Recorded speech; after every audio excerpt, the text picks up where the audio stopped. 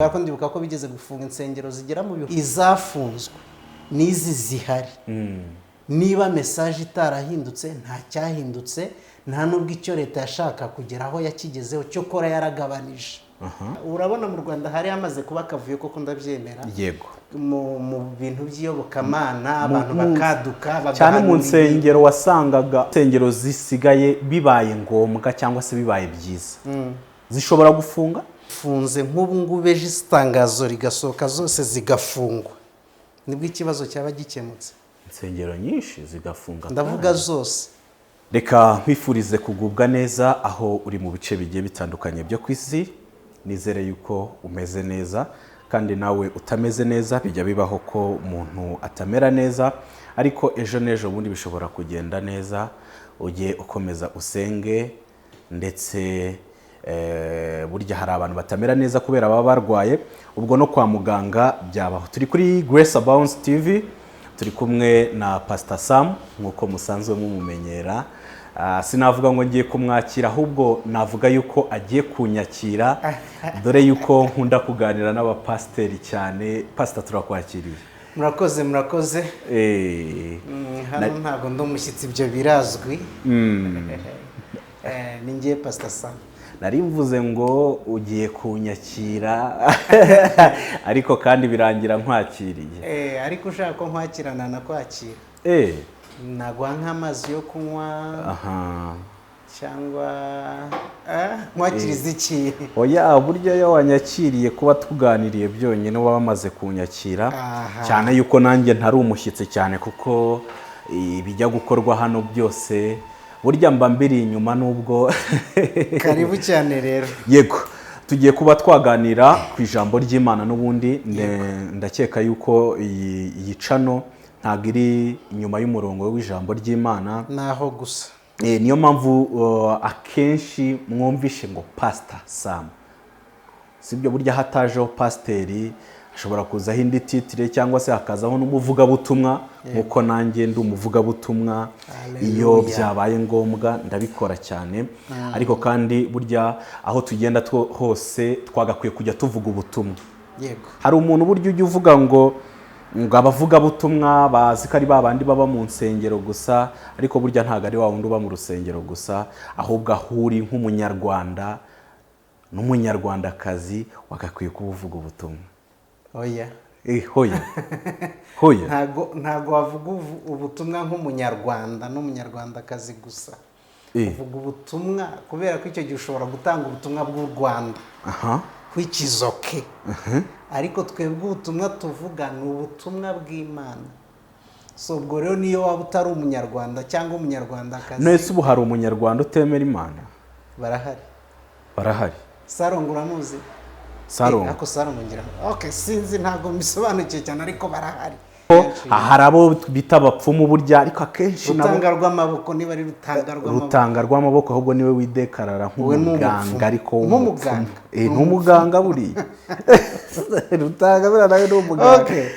Yego, ariko burya biba ngombwa yuko akenshi burya nawe aba yemera Imana, nubwo aba ayemera mu Kinyarwanda, kuko barabura abavurisha iriya miti ya gakondo bavuga ko ari abanyarwanda nyirizina. Burya n'Ikinyarwanda binjiramo cyane birenze bya kera, nyine yazanye za Gihanga bakazana.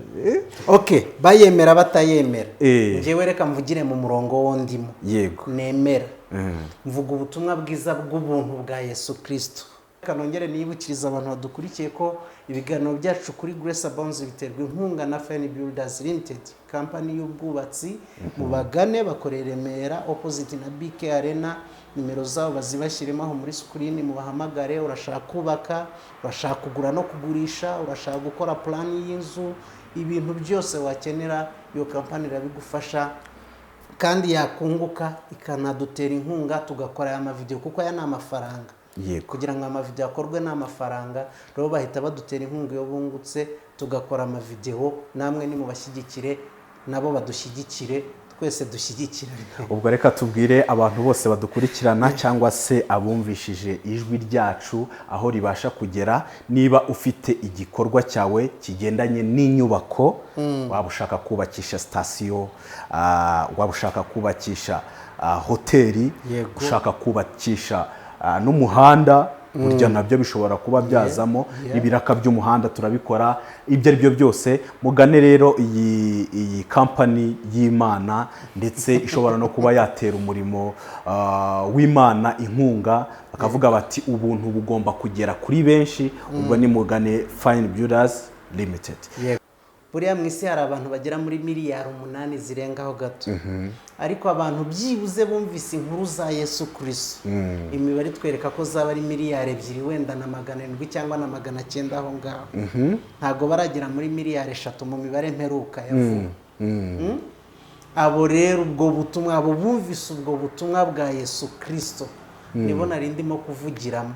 Abasigaye bose ntitaye ku madini n'imyizerere n'imyemerere yabo, kabone nubwo twaba duhuriye ku cyitwa Imana ariko tudahuriye kuri Kristo. Yego. ubwo butumwa babuvuga batavuga birabareba, ariko njyewe niwo murongo mbamo. Ubutumwa bwiza bw'ubuntu bwa Yesu Kristo. Numvishemo akantu k'ubuntu. Hari abavuga ubutumwa butari ubw'ubuntu. Yego. Bw'ikiguzi. Burya ahantu hatari ubuntu hari ubwo haza n'ikiguzi, sibyo? Twebwe iyo turimo kuvuga ubuntu gutyo, ariko n'ikiguzi wa mugani kirimo nk'uko bivuze. Tuba turimo kuvuga, iyo tuvuze ubuntu tuba tuvuze n'amategeko ku rundi ruhande. Iyo utavuga ubutumwa bwiza bw'ubuntu, tuvuga ko uvuga ubutumwa bw'amategeko, nabwo n'ubw'Imana ariko n'ubw'amategeko yazanywe na Mose, hanyuma ubuntu n'ukuri bizanwa na Yesu Kristo. Yego. Wenda aho ngaho ntabwo ariho dushaka kwinjira mu buntu cyane, ariko burya Grace Abound n'ubundi izamo ubuntu, muranumva n'izina ryayo. Ariko reka twibaze, kubera iki abigisha b'ijambo ry'Imana usanga kenshi baba banyuranye, sibyo? Baba banyuranye. Nk'uko uravuze ngo ndi umubwiriza butumwa w'ubuntu bwa Yesu Kristo. Yego. Sibyo? Ariko none ahangaha hari umupasiteri dushobora kuba twahura, namubwira ati nari ndi kumwe n'umupasiteri wigisha ubuntu, akumva bigizeho ikibazo gikomeye, ati abo ngabo baraguye, sibyo? Abo ngabo bakeza ibyaha, cyangwa se bavuga ko twababariwe ibyaha. Ndashaka kugira ngo tuze gusubiza, kubera iki bamwe mu bavuga butumwa basoma Bibiliya imwe hari igihe batemerana?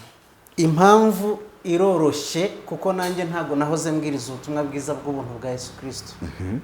Nanjye nabanje kuvuga ubwo butumwa bundi. Yego. Kubera iki aribwo nabanje kuvuga? Nuko aribwo nari narumvise. Yego. Hari ikibazo inyoko muntu dufite cyo kudashaka kumenyana n'Imana buri muntu ku giti cye. Umenya Imana ku giti cyawe. Yego. N'amadini yagiye abigiramo uruhare, kubera ko kera buriya nk'amadini nko muri Katolike ntabwo bemeraga ko abakristo batunga Bibiliya.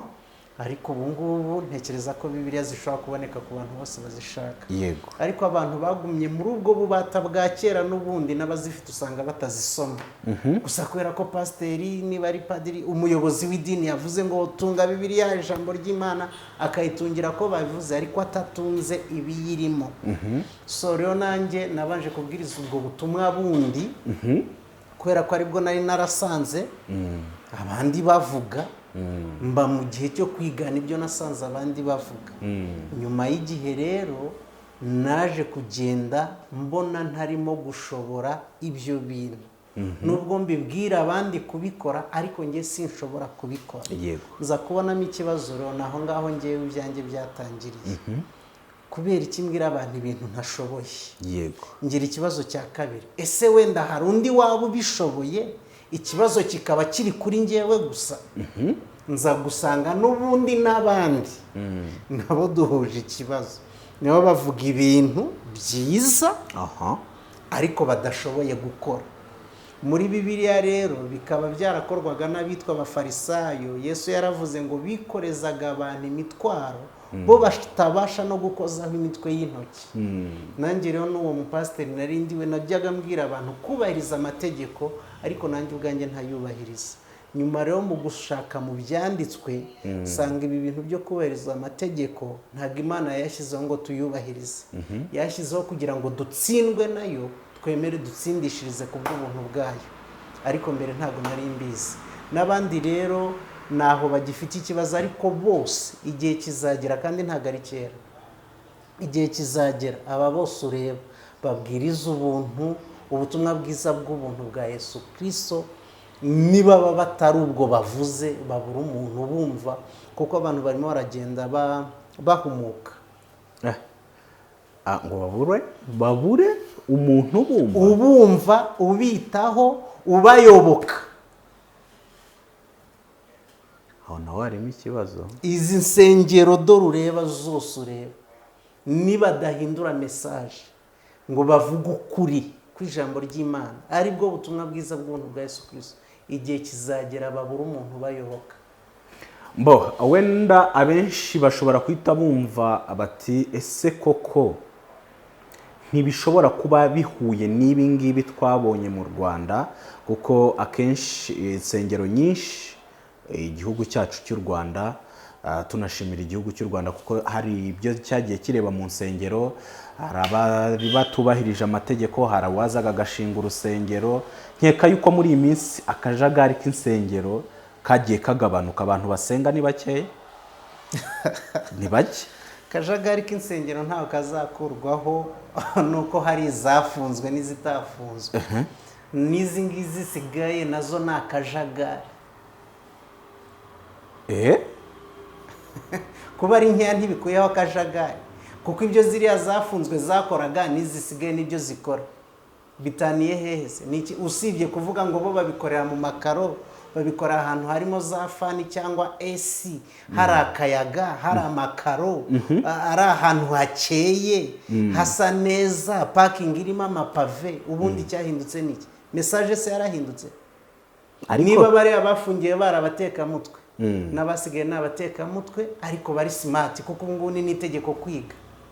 Kandi buriya niba hari umuntu mubi, umujura wizara agatsindwa, umunyabwenge, buriya urabona mu Rwanda hari hamaze kuba akavuyo, koko ndabyemera. Yego. Mu bintu by'iyobokamana abantu bakaduka, cyane mu nsengero wasangaga umuntu ku giti cye ashobora kuba wenda ashwanye n'abo basenganaga, kujya kumva yashinze urusengero. Yego. Ariko ubu ngubu nubwo byakorwa, birakorwa ariko mu buryo bwiza, sibyo? Nta buryo bwiza buhari, umujura wese ni mubi.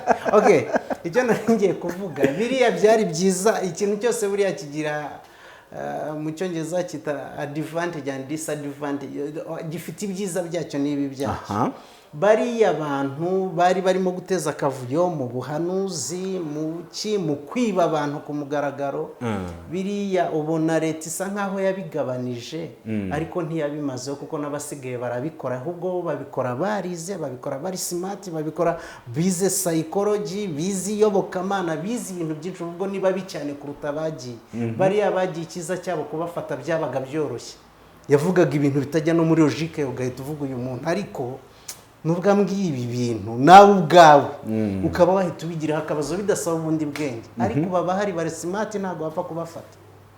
Urumva umuntu icyambere afite amafaranga ye nk'umuntu, yize psychology cyangwa se n'ibindi ntazi, yongeraho iyobokamana, uwo ari smart. Ubu ngubu nibwo bikomeye kuruta uko byari bikomeye. Ariko hose aho byavuye n'aho bigeze, amaherezo ikibazo kizakemuka, kuko abantu barimo baramenya ukuri, bakamenya ko babikoreza imitwaro nabo ubwo batabasha kwikorera, hanyuma bazagira igihe bemere gutsindishirizwa n'ubuntu, kuko amategeko yabananiye. Nibwo ikibazo kizakemuka.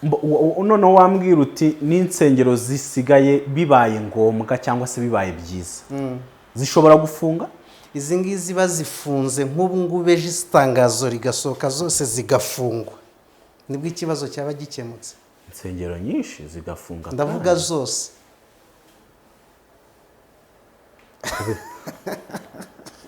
kundeba ubwo hise ndeba abakecuru bari mu cyaro bakuze basenga, ndeba urubyiruko rwari ruri aho mu cyaro cyangwa se ruri no mu mujyi, sibyo rufite agahinda ko kuvuga ngo kubera yuko negeje kujya mu ijanisha, ubwo n'abanyamakuru bari bakoze uko nguko bagenda mu ntara, sibyo hari uwo numvishije za Nyamagabe iyo ngiyo cyangwa za Gikongoro bavuga ko abantu baruhijwe no kujya gusenga, kuko abatajya gusengera hatemewe usanga kenshi bakora urugendo rurerure kugira ngo bagere ku rusengero, sibyo ndetse abaturage bo banagaragazaga yuko bibabangamiye, sibyo noneho numvishije yuko izi nsengero ziramutse zifunze ari byo byaba byiza gute kandi abantu benshi bashishikajwe no gushaka Imana. kanse nk'ukosoramo gakeya, wenda ne kuvuga ngo zose, kubera ko no muri Bibiliya hari umuhanuzi bita Eliya yigeze kugera igihe ngo yumvaga ko ari we muzima wenyine, ari we muhanuzi w'Imana waba usigaye. Imana iramucyaha iramubwira ngo hari 7,000 bitigeze bipfukamira Bayali cyangwa ngo bimusome. Nubwo wenda ndimo kuvuga ko hari ikibazo cyo mu nsengero, izo bafunze n'izasigaye ntaho bitandukaniye, ntago hashobora kubura insengero nkeya zivuga ukuri kw'ijambo ry'Imana. Ntago nzizi, iyo mba nzizi manziyoboyemo abantu hano, ariko ntago nzizi, ariko buriya ziranahari nkeya. Hanyuma rero arizo zisigaye gusa n'amahoro. Ariko ubundi zingizi nibyo nari navuze, reka bari byo nsubiramo. Izafunzwe nizi zihari. Niba message itarahindutse nta cyahindutse, nta nubwo icyo leta yashaka kugeraho yakigezeho, cyo kora yaragabanije. Wenda hari amabandi 1,000 urugero, kubera ko ndibuka ko bigeze gufunga insengero zigera mu 8,000 ngira ngo zire ni nyinshi ntago mbyibuka neza iyo mibare, reka imibare nyihore ntaza kwikorera amakosa ko ntayibuka. Niba harafungiwe amabandi 15,000, hari andi mabandi 5,000 yasigaye, ni urugero. Niba baraziraga ko ari amabandi, ari ukuzira ko batize, ibyo ngibyo naba mbyumva. Ariko ntago kutiga aricyo cyari ikibazo, ibyo bakoraga kubera ko batize, kubera kutamenya. Hari ababikoreragamo amakosa akenshi atari no kutamenya, ahubwo kubw'inyungu zabo. Urakoze kandi wowe ahubwo uramfashije. Rero abangaba basigaye za nyungu nabo barazishaka, kandi bo bari smart cyane kuko barize, kandi babikorera ahantu naho hari smart bakabikora. Iki kiganiro cyaba kirekire, tukireke iki kiganiro tugiye kukivugaho. Oya nanjye ndimo ndabyumva ko hari ibyo ndagerageza gushaka utabivuga mu mazina, ariko reka tubireke, tukireke nk'uko bivuze. Reka oya ariko tuzakigaruka burya. Akenshi tuzanifashisha n'imirongo yo muri Bibiliya, sibyo tunagendere nuko. Ariko woweho uravuze uti bibaye byiza n'izisigaye zafunga. Wowe nta kibazo wegeze ubona muri izi nsengero zafunzwe? Nta kibazo izi zafunzwe? Ntago nigeze njyewe ngira abantu negera wenda ba nyiri zafunzwe na ba nyiri zasigaye ngo tuganire. Ariko nkurikije message zitangwa muzo ngerageza kugeramo, ntaho zitaniye na message zatangwaga mu nsengero zafunzwe. Kandi ikibazo yari message niho hazagamo guhanura no kubeshya, no kwiba, ibintu nk'ibyo ngibyo. Bimwe na bimwe byaga bitabangamiye abaturage, bibangamiye umutekano w'igihugu. Ubwo ngubwo ntago navuga ngo byarakemutse. Iby'umutekano byo biroroshye leta guhita inabibona, ariko iby'ubutekamutwe mu buhanuzi no mu bundi hari igihe byayigora kuyibona, kuko iby'umwuka bigenzuzwa iby'umwuka. So wenda reka tuvuge ngo byaragabanutse, ariko ndavuga ko wabaye pasiteri, kandi na pasiteri burya titere y'ubupasiteri ntishobora kuvaho niyo umuntu yabireka. Ndiwe cyane w'umuhamagaro, sibyo? Wegeze ugira urusengero ushumbye? Yego, wararugize cyane. Ndi senior pastor, ndi founder, ndi representant legale warwo. mbo reka duhuze ahangaha iwacu sibyo ndetse no hanze y'igihugu. Ese kubera yuko nk'aho hose ngewe kubera ko nkuzi aho hose wagerageje kuba wahakorera uwo murimo akenshi no hanze y'igihugu, yego, ibyo twabonyemo amakosa mu nsengero zo mu Rwanda wabihuza gute no hanze y'igihugu? Ese bo bameze neza nta kibazo gihari cyangwa se twebwe tumeze neza ugereranyije no hanze y'igihugu? nta bameze neza, ntabo. Haba hano zafunzwe, haba hariya zitafunzwe, hose ibibazo biracyahari, kuko ibibazo ntabwo bishingiye ku bwinshi bw'insengero. Ntabwo ubwinshi bw'insengero bushobora kuba ikibazo, nta n'ubwo ubuke bw'insengero bushobora kuba igisubizo. Ikibazo gishingiye kuri mesaje itangwa mu nsengero. Ese izo mesaje ni izihe? Mesaje ni iroroshye, babwira abantu ibintu bo badashobora gukora. Ibinyoma ni byinshi. Urugero ngo ubakira Imana nayo izakubakira. Ibyo ntibishoboka. Uzi ko Abanyarwanda kera bitaga abana amazina yabo ngo iraguha ntimugura. None ugiye kugura nayo, wowe uyubakira ikubakire, uyubakira iki? Icya mbere yavuze mu ijambo ryayo ngo ntabwo ishobora kuba mu nzu zubatswe n'abana b'abantu. Hanyuma urimo urakangurirwa kuyubakira kugira ngo nawe izakubakire muri uyu mujyi wa Kigali. Wowe ikibazo uvuze ni uko bakora ibyo batabasha gukora. Ese koko? Yego, ni kimwe mu bibazo, ntabwo ari cyo kibazo gusa. Ese koko bagakwiye gukora iki noneho? Bagakwiye gutanga mesaje y'ukuri kw'ijambo ry'Imana yanditse muri Bibiliya. Amategeko yazanywe na Mose, nibave mu mategeko. Ubuntu n'ukuri byazanywe na Yesu Kristo, nibahagarare ku buntu n'ukuri bya Yesu Kristo. Bareke kwikoreza abantu imitwaro bo batabasha kwikorera. Bareke gufata abantu Kristo yagizeho umudendezo ngo bagire imbata z'amadini yabo. Nibyo ngibyo, naho ikibazo gishingiye.